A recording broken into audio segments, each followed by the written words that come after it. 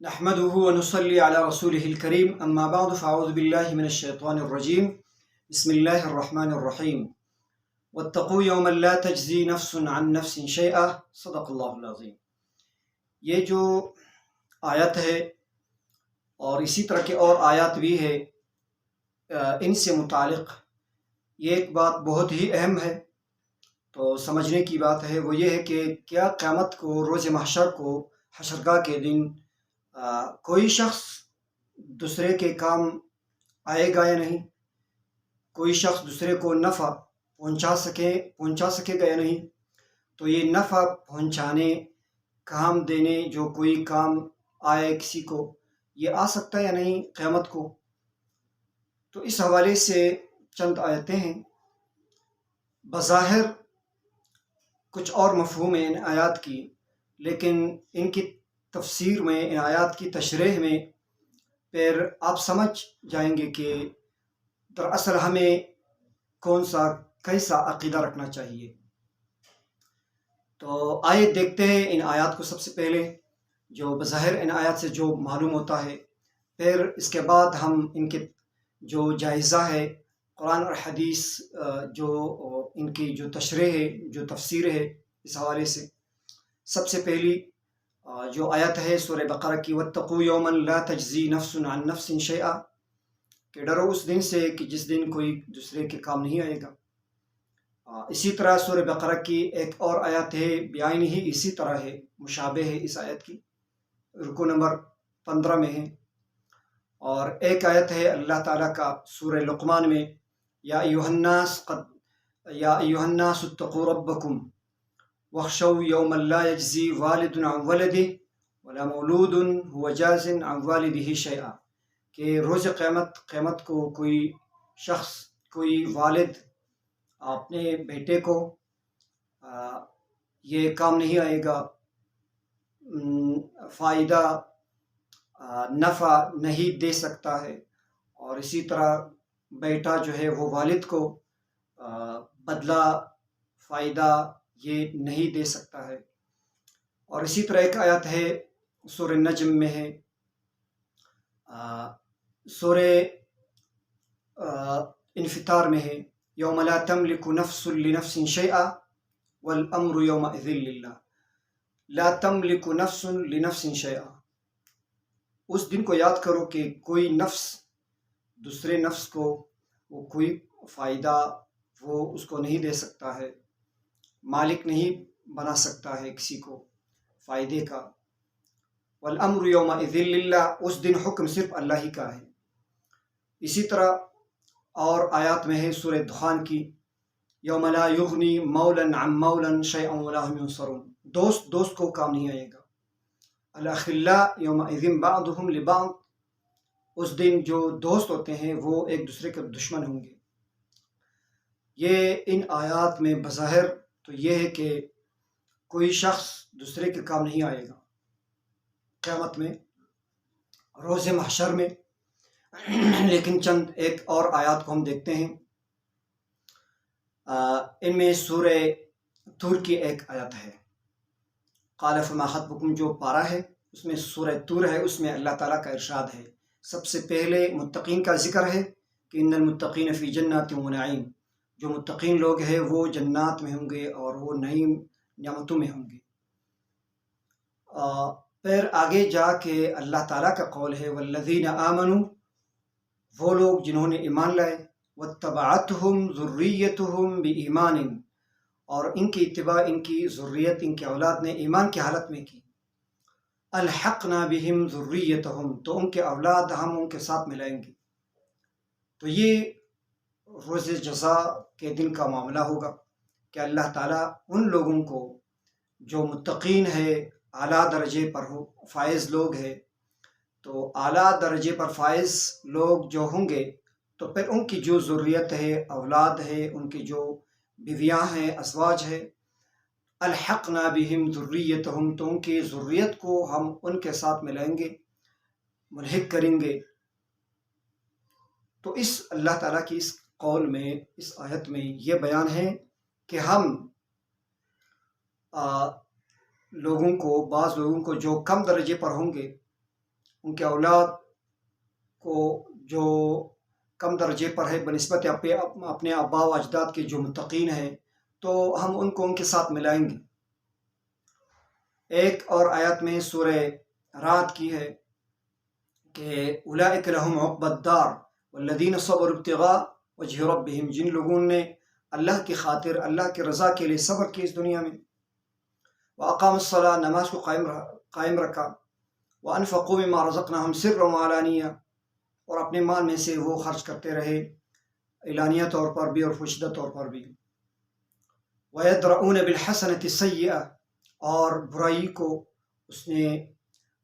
برائیوں کو وہ ٹال دیتے ہیں، ختم کر دیتے ہیں حسنات سے، نیکی سے۔ کوئی ان کے ساتھ برائی کرے تو وہ جواب دیتے ہیں حسنہ سے، نیک طرز عمل سے وہ جواب دیتے ہیں۔ اولئک لہم عقبی الدار، ان لوگوں کے لیے ہے آخرت میں جو گھر ہے، آخرت کا جو دار ہے، تو یہ ان لوگوں کے لیے ہے۔ تو وہ دار کون سا ہے؟ جنت عدن، وہ جنت عدن ہے، یدخلونہا، وہ اس میں داخل ہوں گے، ومن صلح من آبائہم وازواجہم وذریاتہم، اور ان کے ساتھ وہ لوگ بھی جنہوں نے اپنے اعمال کے اصلاح کی یا ایمان لائے تھے، من آبائہم، ان کے آباء سے، وازواجہم، ان کے ازواج بیویوں سے، ذریاتہم، ان کے جو ذریت اولاد ہیں، یہ بھی جنت عدن میں جائیں گے۔ یہ جو آیت کا حصہ ہے یہ بھی عطف ہے پہلے حصے پر، کہ جن لوگوں نے صبر کیا تھا دنیا کی زندگی میں، نماز قائم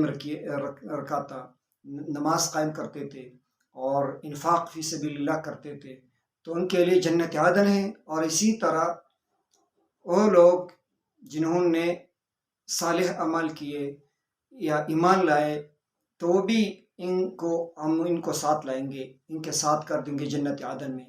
والملائکۃ یدخلون علیہم من کل باب، فرشتے جو ہے پھر ہر دروازے سے ان پر داخل ہوں گے، سلام علیکم بما صبرتم، سلامتی کے ساتھ وہ سلام کہیں گے ان لوگوں سے۔ تو اس آیت میں بھی ظاہر ہے کہ اللہ تعالیٰ جو بڑے عالی درجے کے لوگ ہیں قیامت کو، تو ان کے جو ذریت ہے، ان کے جو آباء اجداد ہے، ان کے جو بیویاں ہیں، ان کے ساتھ ملائیں گے۔ اور ایک آیت میں فرشتے جو ہے آخرت میں، الذین یحملون العرش، وہ فرشتے جنہوں نے اللہ کے عرش کو اٹھایا ہو، ومن حولہ، اور وہ فرشتے جو عرش کے ارد گرد ہو، یسبحون بحمد ربہم، وہ اللہ کی تسبیح کرتے ہیں حمد کے ساتھ، ویؤمنون بہ، اور وہ ایمان رکھتے ہیں اسی پر، ویستغفرون للذین آمنوا، اور مؤمنین کے لیے وہ استغفار بخشش طلب کرتے ہیں، ربنا وسعت كل شيء رحمة وعلما فاغفر للذين تابوا واتبعوا سبيلك وقهم عذاب الجحيم۔ تو یہ مومنین کے حق میں یہ فرشتے جو ہیں نا وہ دعائیں مانگتی ہے کہ ان کو معاف کرے یا اللہ ان کی بخشش کرے، اور ان کی وہ دوزخ کے آگ سے وہ دور رکھے، محفوظ کرے۔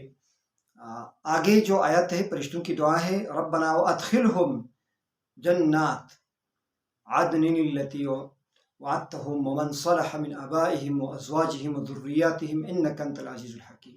اسی آیت میں بھی ہے کہ فرشتے جو ہے وہ مسلمانوں کے لیے، مومنین کے لیے وہ دعائیں مانگ رہے ہوتے ہیں کہ اللہ تعالیٰ سے دعا کرتے ہیں کہ وہ ان مومنین کو بھی جنت میں داخل کر دیں۔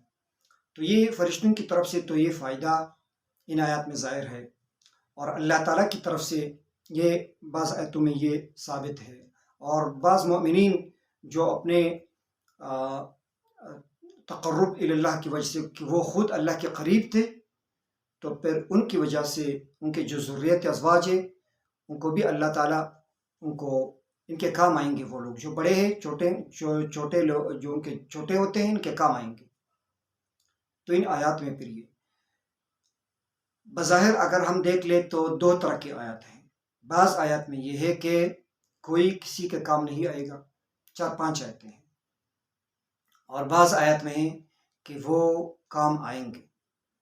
لیکن اگر تفسیر میں، تشریح میں ان آیات میں آپ دیکھ لیں تو ان میں کوئی نہ کنفلکٹ ہے، نہ تعارض ہے ان آیات میں، نہ ایسی الجھنے کی بات ہے۔ نہ کوئی پریشانی کی بات ان آیات میں کہ کوئی سمجھ نہ سکے۔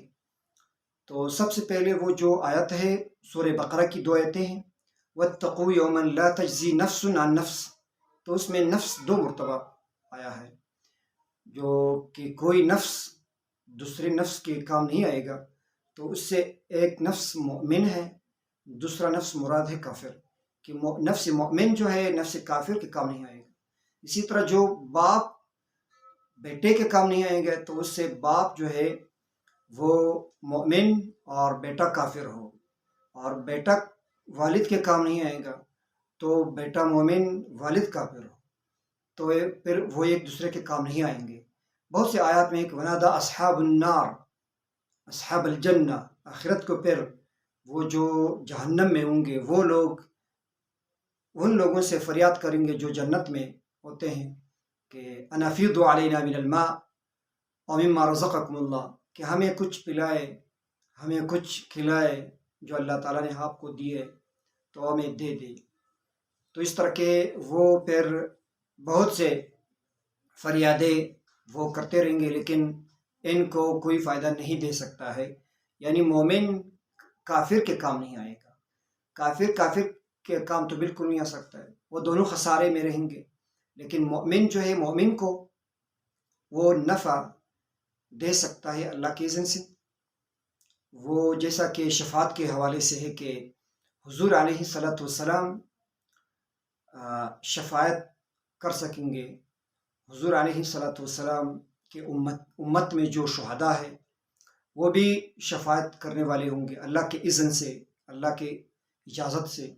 تو اللہ کی اجازت بھی اللہ کی رضا ہے، تو اللہ کی رضا سے پھر وہ ایک مومن دوسرے مومن کے کام آئے گا۔ تو مومنین کے حق میں بالکل صاف واضح ہے کہ مومن کے کام آئیں گے۔ مومن اللہ کے اذن سے اپنے مراتب کے لحاظ سے جو حفاظ ہے، علماء ہے، شہداء ہے، صالحین ہے، صدیقین ہے، انبیاء ہے، رسول ہے، تو وہ اللہ کے اذن سے وہ شفاعت کر سکیں گے اور کریں گے۔ لیکن جو کافر لوگ ہیں ان کے حق میں مسلمان بیٹا اپنے کافر والد کے حق میں بھی ان کے کام نہیں آئے گا، اور اسی طرح والد مسلمان بیٹے کافر کے کام نہیں آئے گا، کافر کے کام نہیں آئیں گے۔ تو یہ بہت ہی واضح ہے ان آیات سے، لیکن بظاہر جو ہے ان آیات سے بظاہر بغیر تفسیر کیے وہ کوئی سمجھ نہیں سکتا ہے۔ تو قرآن کریم کا جو سب سے بہترین تفسیر ہے وہ خود قرآن ہے۔ پھر دوسرے نمبر پر حضور علیہ الصلوۃ والسلام سے جو صحیح احادیث میں، مشہور احادیث میں، اسی طرح متواترہ جو احادیث ہے ان میں قرآن کریم کی جو تفسیر ہے وہ سب سے اعلیٰ، سب سے بہترین ہے، پھر دوسرے درجے پر ہے۔ پھر آگے اس سے جا کے جو صحابہ کی جو تفسیر ہے، سلف صالحین کے جو تفسیر ہے، تو پھر وہ معتبر ہے۔ تو یہ جو تفسیر ہے یہ احادیث کے اندر ہے کہ مومن کے کام آئیں گے اللہ کے اذن سے، کافر کے کام نہیں آ سکتے۔ ان کے بارے میں اٹل فیصلہ ہے کہ وہ جہنمی ہوں گے، اور وہ ان کا جو جہنم میں جانا ہے وہ خلود فی النار، وہ ہمیشگی کے ساتھ ہے کہ وہ ہمیشہ رہیں گے اس میں۔ اللہ تعالی ہمیں بچائے جہنم سے، اللہ تعالی ہم اس مقام پر فائز کرے کہ ہم دوسرے کے کام آئیں۔ اللہ تعالی ہمیں اپنی زندگی میں وہ طرز عمل ہمیں اس کی توفیق دے کہ ہم پھر خود تو خود دوسرے کے کام بھی آئیں۔ اللہ تعالی ہمیں جو زندگی ہماری مقدر ہے تو وہ ایسے اعمال کے ساتھ ہمیں بسر کرنے کی توفیق دے کہ ہم سے اللہ راضی رہے، اللہ کا جو رسول ہے صلی اللہ علیہ وسلم اس کے اسوہ حسنہ، اس کے تعلیمات کے مطابق ہم زندگی بسر کریں۔ وآخر دعوانا ان الحمد للہ رب العالمین۔